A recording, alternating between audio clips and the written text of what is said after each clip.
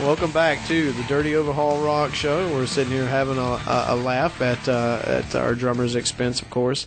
Not this drummer, our drummer. Yeah, not Vernon. I tell you. Yeah, we're talking about the mighty crowd Chris here. Lesnick. Just sharing some stories. There is no way we could get Vernon's whole life story on here, so we're going to have to get him to come back. So once we get some new equipment, he said he'd come back. You wrapped up your years in Diamonds. And well, the thing about it was I got the call. We were in Petersburg, Virginia, and we played Thursday, Friday, Saturday night there. Well, I had an interview at the post office building at 9 o'clock Friday morning. So we play Thursday night, 2 o'clock. I grab my bag, I jump in the car, 3 hours back to Greensboro. Oh, I get about 3 hours sleep, and I walk into the office, and here's this guy, and here I am, long hair, earring, the whole 9 yards, Sit down, we get to talking, he looks at me, he's like, well, what have you been doing up to now? I said, well, I'm a professional rock drummer. He starts busting out laughing. I mean, like somebody had just told him the funniest joke in the history of the world. Yeah. And I'm sitting there thinking, well, boy, I sure have blown this shit all damn sky high. And I guess he saw the look on my face, and he's like, no, it ain't what you think.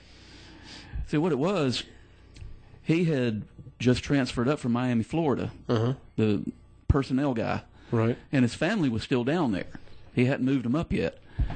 He said, I've got a 15-year-old son back home in Florida that thinks he's going to be a rock star. You need to talk to him. He said, I get to call him tonight and say, I had a rock star come in today wanting a job at the post office. Yeah. Probably the smartest thing a rock drummer could do was get a job at the post office. Yep. But anyway, well, the job kind of curtailed, playing for a while. What kind of hours were you working there? Huh? I mean, were you doing like... Oh, gosh, starting out, I was loading and unloading trucks of mail, and I was going in at 7 in the evening and getting off at 5:30 in the morning. Ooh. And then when I got the maintenance job, it was still nights, but it was like 11 at night to 7:30 in the morning with Saturday and Sunday night off. Not bad. So I could get out and play a little bit, once I got that nailed down. And I had that schedule for a long time. Wow. Going all the way up into the Electric Horseman days. But I didn't really do anything, just kind of piddled around one thing and another. And then that was when Jackie called me out of the blue one day in '87 and said, we're looking for a drummer. And it was him and Tommy Smith and Keith Garner and Rick Lockhart. And I went over there, set up, and played the songs.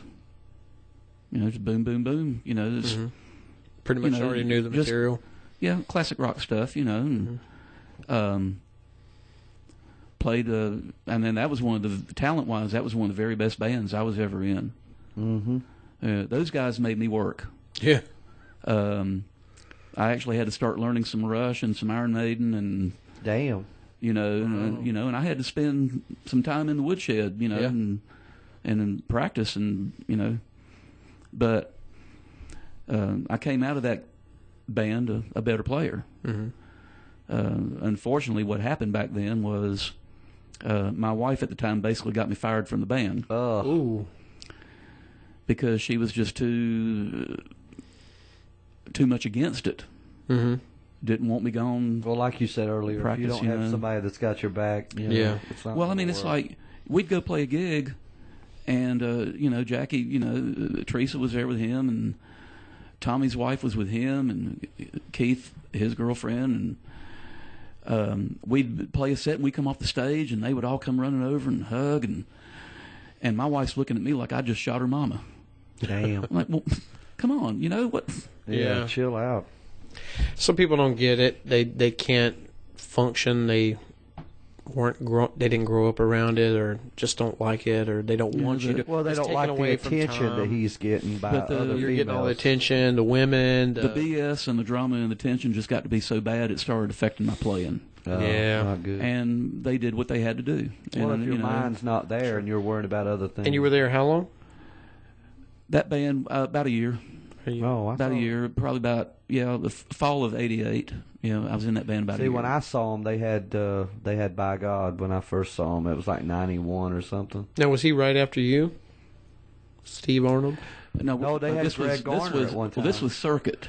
That was the name of this band, Circuit. Oh, okay. Circuit was actually a lot like 5 to 1 years later, except for all that stuff that they played back then. It was new, or newer. Right. Yeah.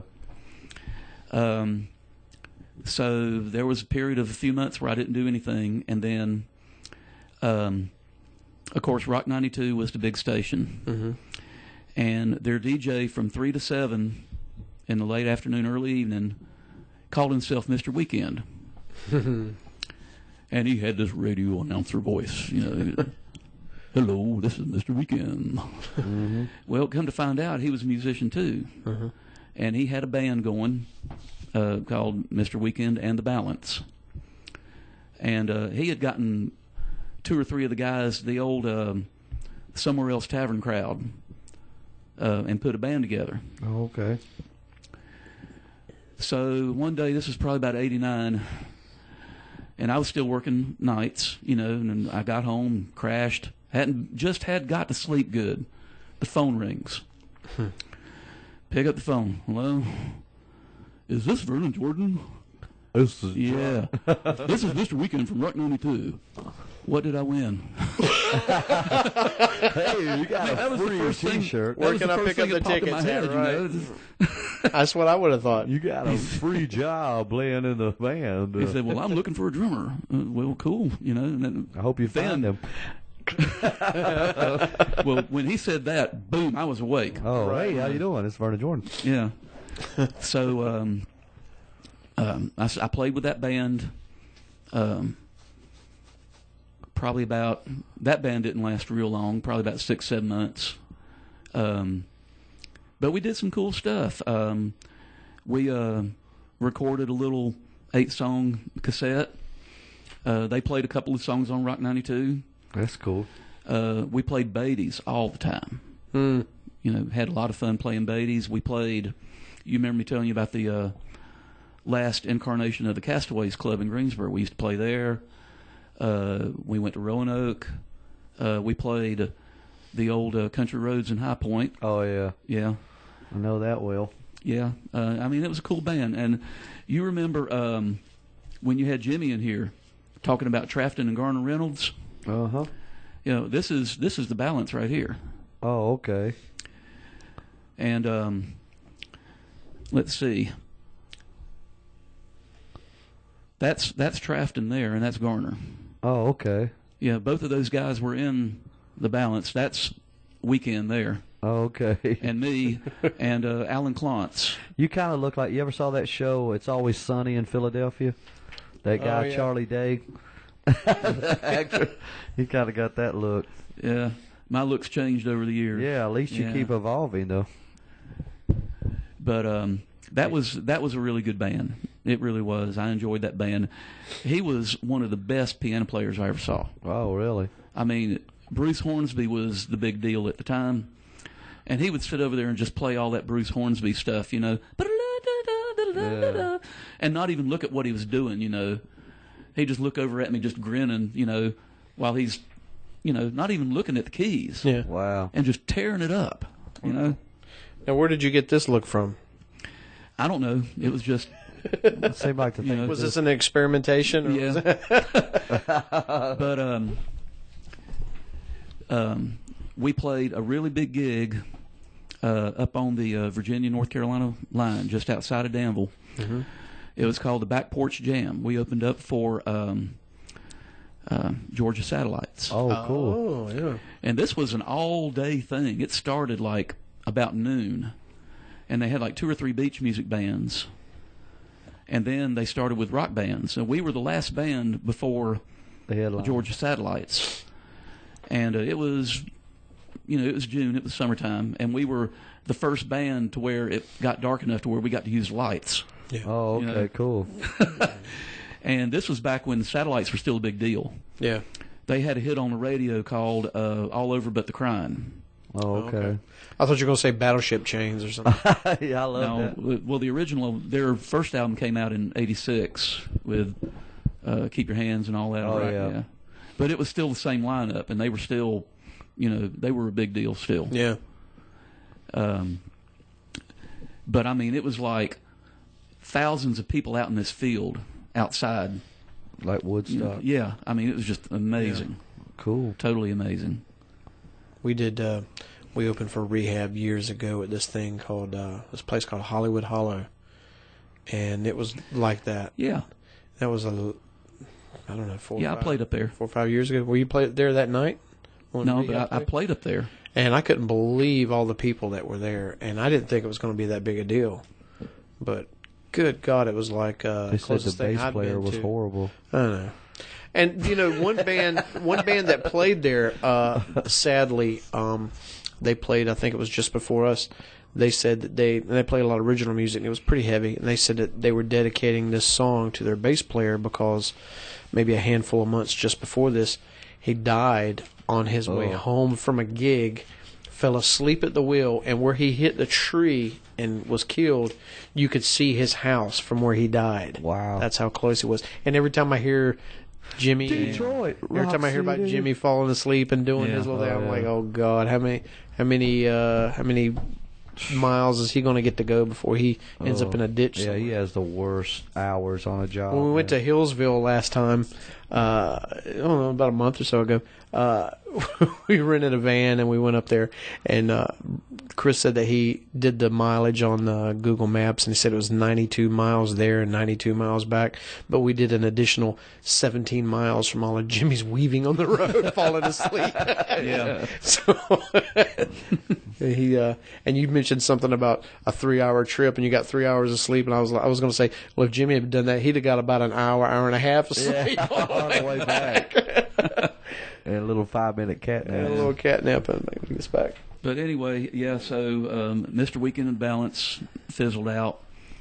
And right about the time that happened, I actually got a call from a fella down in Thomasville by the name of Doug Reed. And it was a beach music band, the East Coast Rivieras. And at first I thought, no, that ain't really my thing, Yeah. And then I got to thinking about it, and I thought, well,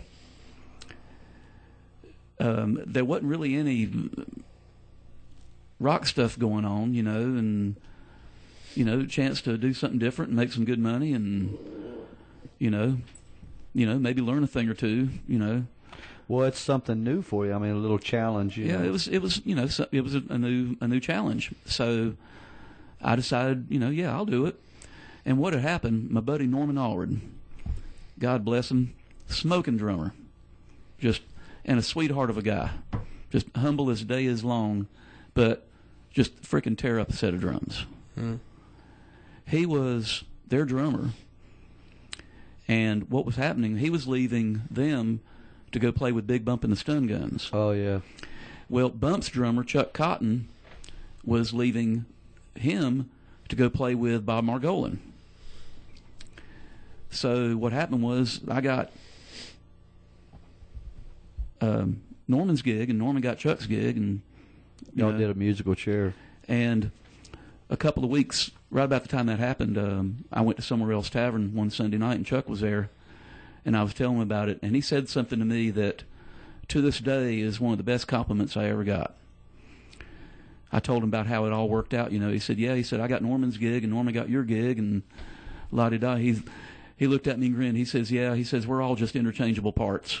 It's just thanks a lot. And I just took that, because plug and play. As great a player as he is, and as Norman, for me to be even compared, to the two of them, I was just like, wow, that's really cool. Yeah, yeah, yeah. To have people talk about you in the same caliber of musicians that you revere, yeah, that's awesome. So I did the beach music thing for about 1.5 2 years, and had a lot of fun with it and learned a lot. And that was where Did you learn to shag? That was where I really got into singing a lot more. Uh-huh. A band like that, you got to have harmonies. Oh God, Sure. yeah. And I was singing probably 2 or 3 songs on my own and doing a bunch of harmony stuff. And another thing that they did, this was the first band I got with where they used a sequencer. Oh yeah.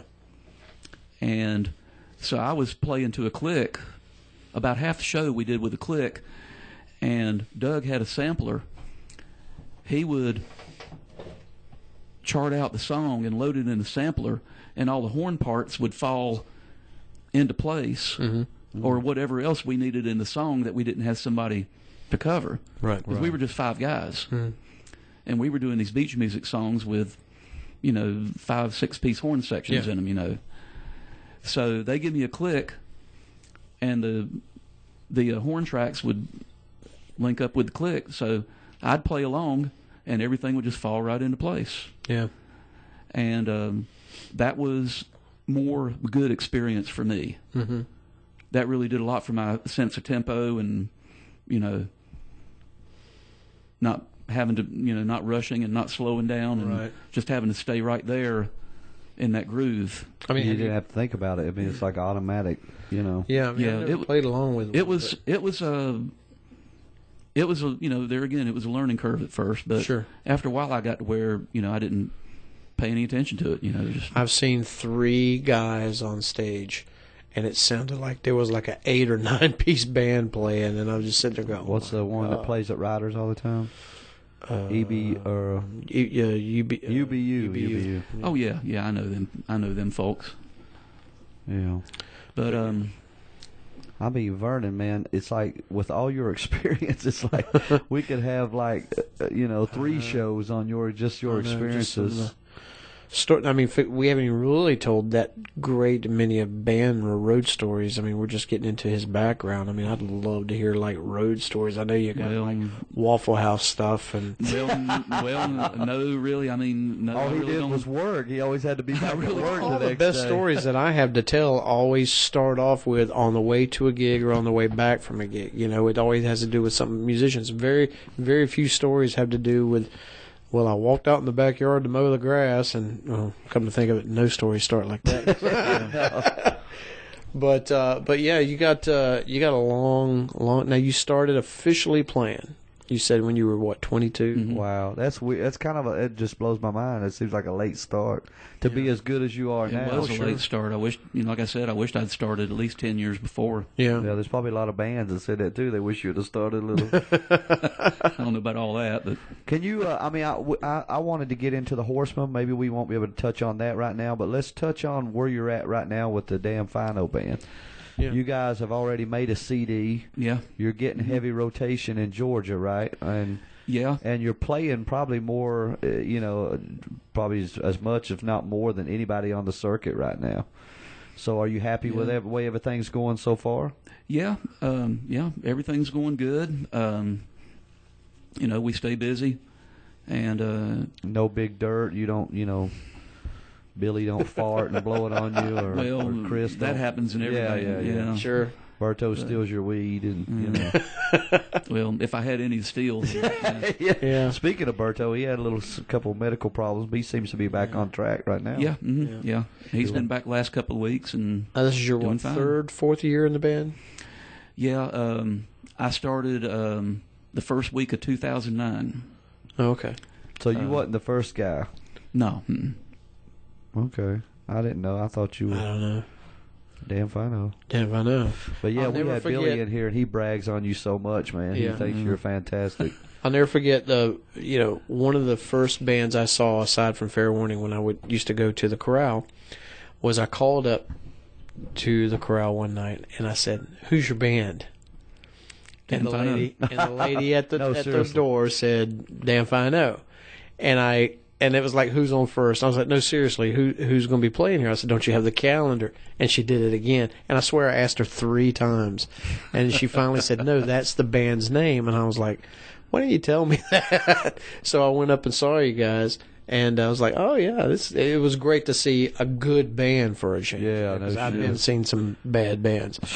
Well, But, I got to say, you two guys. Well, a fair warning.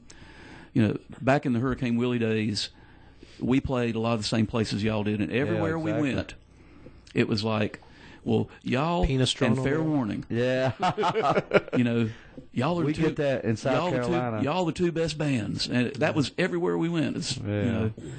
But you guys. That was back when I cared. You guys, I thought he was going to say that's what Chris says all the time. It was a penis drawn on every wall. Care? Yeah, we used to care. And it's been the same thing with Damn Fine Oak. Oh yeah. Everywhere we go, yeah, it's y'all and fair warning. Well, I mean, Billy, he puts on a show, and there's so many bands that don't do that at all anymore, and of course I've been doing my same shtick for 20 years, right. So Dave's heard it all. Yeah, I've heard he even finishes my shit now. Yeah. Yeah, I couldn't ask. I mean, when Dennis left, I was devastated because I was like, here's a guy that's been with us for 12 years. And when we met Dave, he was so arrogant. He says, who's this cocky bastard? And then after we got him banned, I was like, okay, well, he's my asshole, so. He's my new asshole. But I can't believe, Vernon, man. I'm so happy you came over. And yeah, definitely. You guys are we got to get you back because, like I said, I've heard some of the Horseman stories you might not want to get into, but we heard we heard from the horse's mouth and maybe the horse's butt too, Jackie, and he told us, y'all used to have a ball back in the day. So, yeah. Especially playing around High Point and Silver Spur. See, I think you had just got out of the band like when I first came. When did you get out? I think it was 94. 94? Yeah, October. Okay, because I moved down here, I think 92, at the beginning of 92, and that you guys were still, you guys were the shit. Y'all were the measuring stick for everybody else. Well, even when I moved here in '99. People always say, hey, do you remember this club that used to be here? Remember this band? I go, no, I didn't get here till like 99. Yeah. So when they're talking about the 80s. But I remember when I did move here, when I started asking about, what kind of bands play around here, because when I wanted to go out and see a band, Electric Horseman always would come up. You went to Hurricane Willie after the Horseman? Yeah, there was a period of about a year where I didn't really do anything. Okay. And, but I had met Hank Shell. There used to be a Wednesday night jam at the Good Times Bar off of South Main. Yeah. You know where the Tiki Club? Oh, yeah. I've been there. Right when behind you there. say the Tiki Club, I got it. I found that place when I first moved out here, too. But I had met Hank at Jam. I was doing the Jam on Wednesday nights. That place used to jump, man, back in the day, and I don't know what happened to it. They just stopped. We played there when it was called Heflon. It was open for about a month. Yeah, I remember. And we went down there and played and had a ball, man, and then it's gone. Yeah. But, Hank called me up, and he and Randy had Hurricane Willie together before. And the band broke up, and Randy actually went and played with Rockin' Horse for a while. Rockin' Horse they were huge back in the day. Yeah. You didn't play with those guys, right? No. Matter of fact, their drummer, Ron Tickle, he actually took over from me in the Horsemen.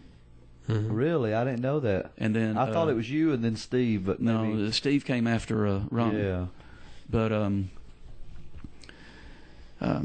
he called me up and he said, well, we're putting this band back together. You want to come try out? Said, you'll get to sing as much as you want to, and damn, so I went and tried out and got it, and Hurricane Willie, we kicked ass for about 8 years. Yeah, I know you guys were around. It was like I said, everywhere. It was like the same circuit. You guys were always right up there. Yeah, that was. And I never understood that whole thing when they took the house gig. I never understood that. It's great. It's a great concept because we've even talked about, like riders and places like that where we should. But to me, it gets boring, man. It's playing with the same people. Randy had actually been in the house band at the Old Moon's Dance Land in Madison, and he saw that could be made to work, and had wanted to try his hand at running a club. So and we were all just And kind it of worked tired. for a while, though. It worked for a long it worked. time. Yeah, it worked really well. We were tired of running up and down the road. Well, yeah, y'all had been around all those years. So. Yeah. And with your job, I don't know how you do it, man. I mean, There were nights when I would get off from the gig and drive straight to work and punch in. And I've done that I've a couple done times. that. When I was in National Guard, I would get done playing at 2 or 3 in the morning and drive straight there for formation. And the first damn thing we'd do is start running 2 miles. And I was like, God, please kill me. I'd have to go in and shave my goatee off before formation and leave my mustache. So, of course, that was about a hundo ago, before I put on a hundo. I always Yeah, ask but, Brian how yeah, long that was. I left Hurricane Willie at the end of 2003. I was just burned out. Wasn't Yeah. fun anymore. And with the stuff that was going on, outside of the band, it was just a good time to step Do you away. think if you guys hadn't have taken that house gig, it would have went for longer, or you would just I don't know. You were fried. I don't know. I was burned out. Because Randy Probably- Rocky, all those guys kept playing and kept, different. Yeah, well, Rocky wasn't in the band anymore by then. Oh, he And, wasn't? Hank wasn't either. Damn, I didn't know that. No, we had Carl Smith playing guitar. Carl was Crash Craddock's guitarist Oh, okay. back in the day when Crash was a big deal. I know Crash Creason, but I don't know Crash Craddock. I was seeing how long it was going to take. I give everybody a name. So. But yeah, it was just a good time to step back, and I didn't pick up a stick for 3 years. Wow, I can't see you sitting on the sidelines with no. And during that period of time, the yellow Yamaha drums that I had got stolen by Mr. Todd Foley. The ones in the photo here? That happened about 2005. Yeah, those right there. No, but Yeah. seriously, who do you think? No, I'm joking. And when that happened, I was just like, okay, stick a fork in me. I'm done. I'm done. Screw this crap. But as fate would have it, got a kit, got back into playing, started a rock band called Dirty Harry. Do I remember Dirty Harry? I remember y'all playing. Didn't y'all play after Chumley's? Well, yeah, we played Chumley's a few times, remember and we that. played Plum Crazies a few times. And I heard a lot about Chumley's when I first moved up It here, used but to that be used pretty to cool. be after hours, Yeah. right? yeah, it started having some internal stuff going on with that, and it got to where it was down to just me and the bass player and the lead guitarist. Okay. And we were trying to find replacements for the other two guys and having no luck at all. And saw the ad on Craigslist for what was Dan Fino. Answered the ad. I talked to Chris. I think it was a Sunday night. Went over and jammed with him Wednesday, and then started that weekend at Riders. I know Boom, when boom, I boom. heard that you had come aboard, I was like, yeah. I mean, that was all they needed. Yeah. That was the last piece. And, a lot of the folks, and we've interviewed several people in here, but, yourself included, but you guys must have really good memories. Because he's sitting there saying, yeah, and then we went in on a Wednesday, and I was like, how the hell do you remember that?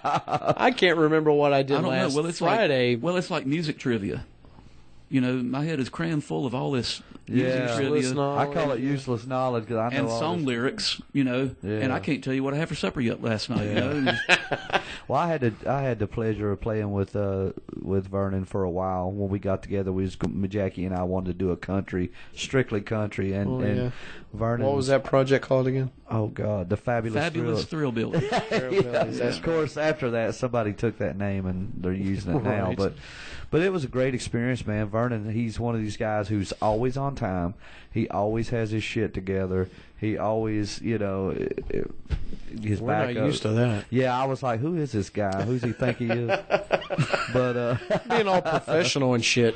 yeah, why does he have all these teeth? Damn it! I don't Oh, like my that. God. No, I'm joking.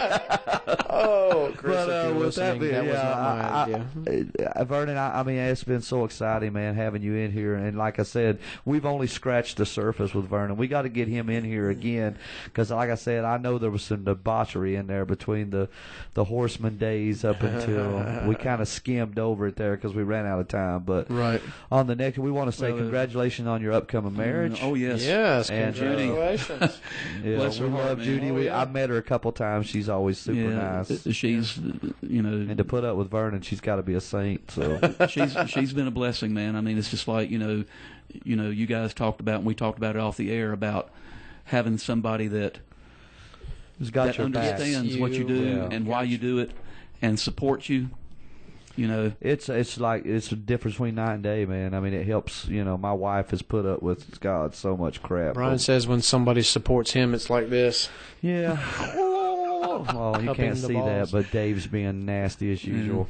But As usual. I mean, I just can't say enough about her, man. And we just, I call her my best friend, my lover, my sidekick, I call Dave that. and my drum roadie with benefits.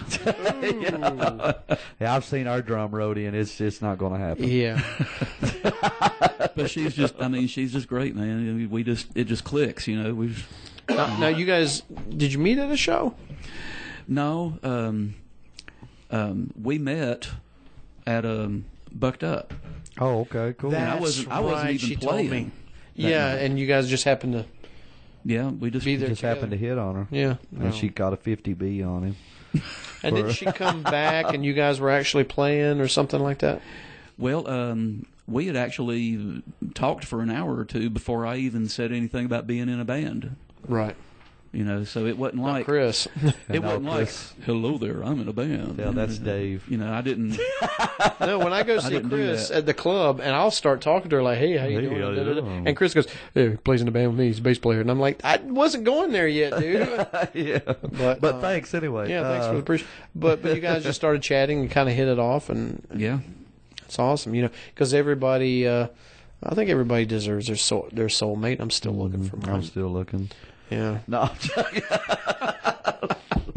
My wife's going to As you get well, Dave's still looking every weekend. I'm looking, and here's a funny story. I was walking the dogs over at Donna's earlier, and the girl that I used to work with about 4 years ago, I worked with her for 2 or 3 years. She's moved into the apartment complex, and she's standing there going, "Dave," and I turn around and look, and I'm like, "Chastity?" She said, "What happened to you?" We sit there and talk, and come to find out, her boyfriend is another guy that lives out there that I know. He's like the maintenance guy or something. So I was talking to his girlfriend when he pulls up, and he's like, "Dave?" And I'm like, "Oh, dear God." So it was like something off of Desperate Housewives out in the parking lot earlier today. But I have one of your fans, before we go, I have one of your fans who's going to punch me in the mouth when she sees me. There was a lady today on Facebook, and I'm just a moron, but I told Dave about it, but it's a friend of Billy Creason's. I don't know her, but apparently she put a thing on Facebook. It says, "Where can I go to get a free mammogram?" Right? So I said, "Go see Dirty Dave Baker." So apparently her girlfriend saw that and said when she sees me, she's going to punch me in the face. So tell Billy to please diffuse that situation. I'd appreciate it. But with that being said, or if you see somebody swing, you better knock them down for me. Yeah. Oh, my God. I was just trying to help. Yeah, always trying to help. But anyway, yeah. Well, Judy and I, we're getting married. What's the date? Sunday, October 20th. And I'm invited. God, that's getting close. October 20th. Yeah. Yeah, it's close. Yeah. I thought you said next year. No. No. Oh, shit. No, and that's the first thing I said to Judy when she said October. I said next year. She said no.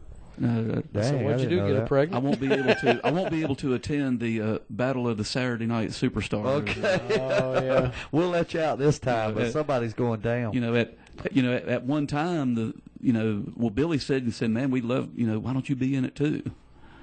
And I can't do that. Yeah. I thought I could. I'm too until old. The first time I got slammed, and then I said, "Okay, I'm retiring." But Well, I've got a metal plate and 6 screws in my neck from disc surgery a few years ago. So we get I done don't with need to be Billy getting. Creason. I don't need to be getting in no ring. Yeah. When we get done with Billy Creason, he's going to have a plate in his head. You tell him I said that, Jack. But I never get tired of hearing the story about Jimmy going over the ropes. Oh yeah, I can hear that. Jimmy was. I told Dave he does not bend well, and to see him thrown over the top rope, And he didn't even stop himself. He just landed, I was like, oh, my God. And that was when he was probably about 45, and now he's a little bit older than that. So. Yeah. A little bit. But anyway, Vernon, like I said, buddy, thank you so much for taking time out of your schedule to Thank talk y'all to for us. having me. Yeah, And, thanks Had for a great coming by. time. Thanks for not saying screw those guys. I'm going to go up and hang out at after hours, Yeah. which probably would have been more fun. Yeah, I should be plugging some upcoming gigs. Yeah, do it right Yeah, quick. do that right quick. Yeah, that's right. Gosh, I wasn't even thinking about that. We're at Electric Blue tomorrow night, and we're Southern Roadhouse in Rockingham, Cool. Saturday the 12th. Yeah. Friday the 18th, after hours. Really looking I forward might to come to that one. Yeah, looking forward to that. That's actually going to kind of be mine and Judy's party. Pre-wedding. Yeah, sure. The pre-wedding blowout. And Saturday the 19th, we're doing another Wake Forest football game after Oh, party. awesome. And And that Sunday, I'm laying the smacketh down mhm. on the crash.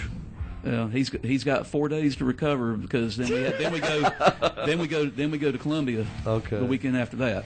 Well, Boogie's got something for him. Yes, The Boogeyman Jam. it's coming right for him. All right, man. Thank you, Vernon, so much. Thank y'all. Thanks for coming, man. Thank you, Dave, and Appreciate it. we'll see you down the road. And this has been the Dirty Overhaul Rock Show with Mr. Vernon Jordan from Dan Fino Band. Excuse me, Billy Creason from Dan Fino Band. I say Vernon Jordan. And the Vernon Dan Jordan Fino and the Jordaneers. Band. The Jordaneers,